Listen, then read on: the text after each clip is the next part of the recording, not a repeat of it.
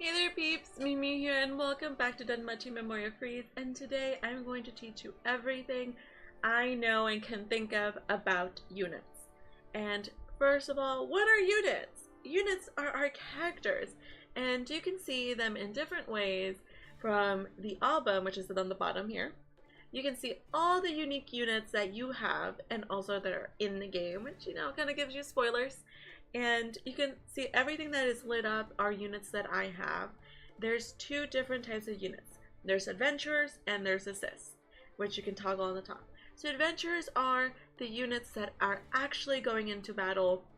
They're the ones that are doing all the smacking, all the healing, all the things. So you can see that there's so many units in the game and I don't have them all. But I'm trying to get there. Slowly but surely. I have almost 50% of the units. Because, 50 out of 105 that are adventurers. So, all these units, they all vary in their strength and their skills. So, like, for example, if you go to Sparkle Princess Eyes, you can see that she's a power attack type.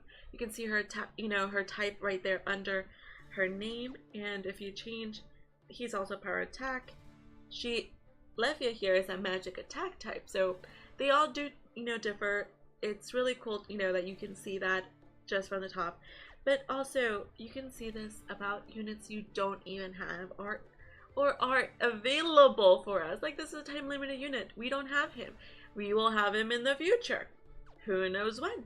Might be tomorrow. Might be 3 months from now. You never know. But, when you see these units, it's really cool for you to see that, okay, you just got a Sparkle Princess Eyes. What can she do?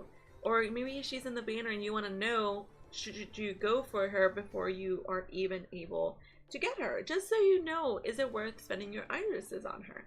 So there's different types of things that are important on units.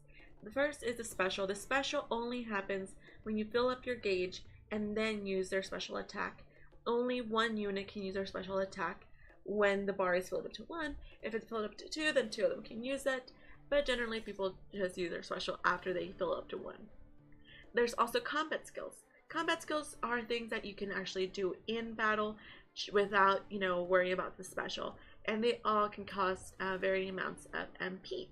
So there are combat skills that are for foe, for one person, for foes, for, an AoE attack. There's things that are for self, or even there's some that are for allies. And also there's skill development abilities that are to themselves, such as all statuses plus 10%, magic resist plus 10. She does 3% MP regen per turn, which is a great passive skill. So all these things here are passive skills, and it's great combination. And there are some other units that do focus on trying to assist you. Like, for example, there's Lily. She does a low heal, and there are various units, that are stronger at healing, well, better at healing than others, such as Fels does a mid heal and element cure, which is great. I don't have them, but it is a unit that is very favored by a lot of people. But that's the important thing, that you can go see all these units even if you don't have them. And also, you are able to see what this unit would look like if you had multiples of them.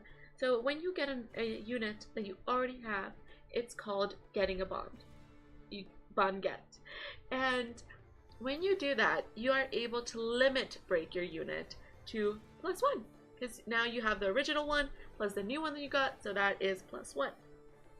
And you can get up to +5 on any unit. So you are able, here you're able to see what eyes would look like if she was fully leveled up, and she's gorgeous. I wish I had her +5, maybe one day. But this is really good for you to be able to know whenever you're pulling for a unit, do you really want it? And also, you're able to switch over to status to see the skills. And when you do that, sometimes their skills do change depending on how to what limit break you have them. So that is just adventurers. For assists, it's slightly a different ball game. So, for example, all these units, they're great, to varying degrees. And the assists, they pair with your adventurer. They're not actually attacking, they're basically supporting you. Whatever their skill is, it goes to you, or it might go to everybody depending on their skill. So for example, Lovebird Hestia, she increases your dexterity by 12%. This one here increases your strength by 25%. And this one, she does strength by 15%. Oops. But if you limit break them, you are able to see that sometimes, I keep going back, sometimes their percentage changes. So for example, she was 25 at base, but if you max limit break her, it goes to 30% strength. But that's just for you. For example, Part-Time Hestia, which a lot of us got for just starting to play the game, her status is allies strength by 10%. If you were to max limit break her, she does allies strength by 15%.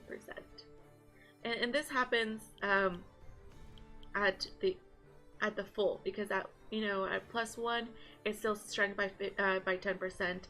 It's not until later that it unlocks, and you can actually see when these things unlock by looking at the units. So if you go to the status board, you are able to see all the units that you own just by scrolling. And here is our Part-Time Hestia. Mine is at level 60, and you can see that it is just strength by 10%. But if you go to status board, which is behind my chair, you can see all the things that you can get. You're able to, if you do max limit break 1, it unlocks that one, and then 2, then 3, then 4, then 5. And you can see that the skill is on this one, which is 5. And this is where your her skill will actually grow. And while we're here, these are the status boards. You can unlock these by using faunas that you can farm in the game, and they will increase your unit's power by that much. So for example, this top one is the strength plus 16. I needed 2 of the big red faunas in order to increase it, and it costs valises to be able to do that. So volleys and faunas are very important when it comes to upgrading your units. And let's go back to the album. So there, I wanted to show you units that do it for everybody. So like for this one is allies. There are some other units that protect you from certain things, such as this one, this beautiful Anya. She does a steel resist plus 75%, which comes very handy when your enemies are often sealing you. And sometimes just having her, or where is she? The Lion Loki? Oni Demon Loki.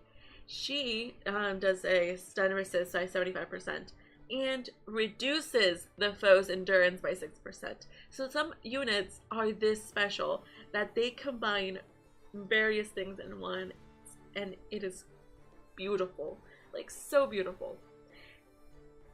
So this is just how you can see all the units that are out there. Check up on what your units look like and what their full potential is, because the unit that you get, you can improve it so much just by working on them. And one of the ways that you can improve your units is by level enhancing. You can grab any unit that you want, so for example my photo, and you can increase her level. Right now she is at 44 over 50. I can increase her level by just clicking on these books, choosing to add more books to increase her level. If you see, if I selected max, it loaded up as many books as I needed in order to level her up. And you can also see that it requires valises for me to level them up. And important thing is, depending on which books you put in and how much you do put in it, this cost does increase. So if I just use the level 1 books, it's going to cost me 49,000. If I do these, it's 18,000. If I do these, it's 6,000. But also, these large books are harder to get. So it's this balance of what do you want to do. So I'm gonna do, we're gonna do, sometimes I just, for my sake, I just kind of put them, put a few of each, and and then, you know, hope for, you know, a lower cost, especially because I do have a lot of small books. And you can use actually a lot of the small books on lower level units.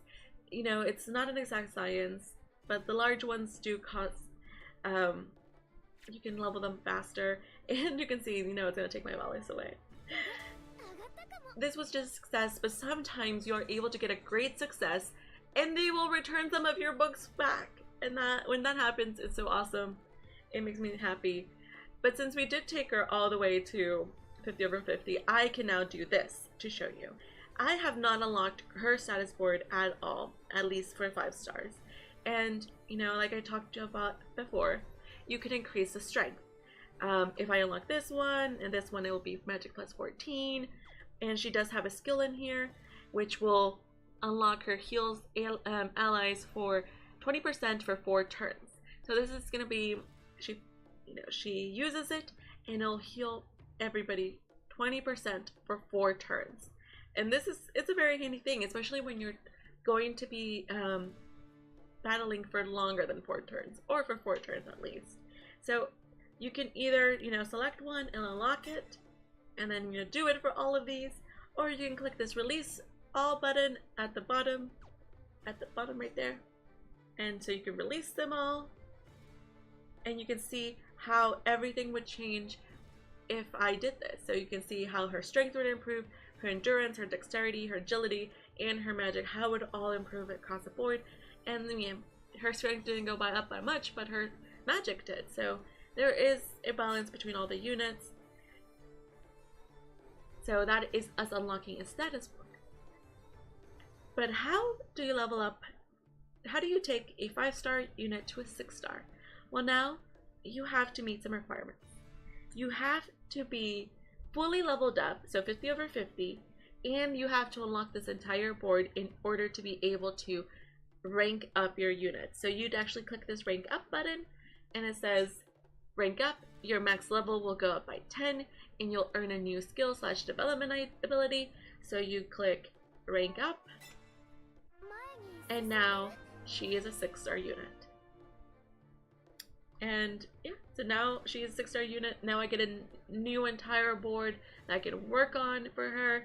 And once she is completely leveled up, and once she's completely leveled up, I can actually limit break her. And as you can see, I have to release all status board cells and max limit to limit break her. And actually, since this is the how-to, we're going to release them all. We're going to release them all. You can see how her stats improve across the board. Ta-da. Okay, so wait, nope, I still can't because I need to fully level her up. So here we go. We are gonna upgrade level on top. We're gonna use some books. We're actually just gonna use some of my large books. This is fine. Because I didn't want to use all of my large books. But, you know, here it goes. Ta-da! It was a success. It was not a great success. And look at all this the low levels go. And ta-da! She is fully level 60. And now I can limit break her. What does it cost to limit break? Well, you have to have a bond. I have 1 bond for photo, so I can make her +1. So I will click this limit break button, and I hope you can see that under the magic it says bond. That is how many I have of her to be able to limit break. I only have 1, so I can only limit her break her once. So I click limit break, and it says I will increase her max level +4 and unlock new cells. And it will also cost a decent amount of values. So we're going to use that bond. And now she has been limit breaked to +1. And there, that is how you level up, complete a status board. So, you know, level up, increase, you know, your status board, you know, unlocking everything, how you know, take them to the next star level, and also how do you limit break a unit, all in one. So that has been us just going over everything there is to know about a unit. from how do you know their skills, how do they look like as you level them up, as you limit break them, what are their abilities, the difference between adventurers and assists, and also taking you through how do you actually do this. So I hope this was helpful to you, just kind of a overall guide of how do you empower your units. There is so much more to units, and actually I'll be making one of the next videos I'll be making is going through CP, and CP is another way to improve your units, which has its own little complications. So I will, the next video that you'll see will be around CP. Let me know in the comments below, did you enjoy this? Do you want to see more? And also, what things in Danmachi Memoria Freese do you want to learn about? So thank you peeps so very much for watching, and until next time, meow meow.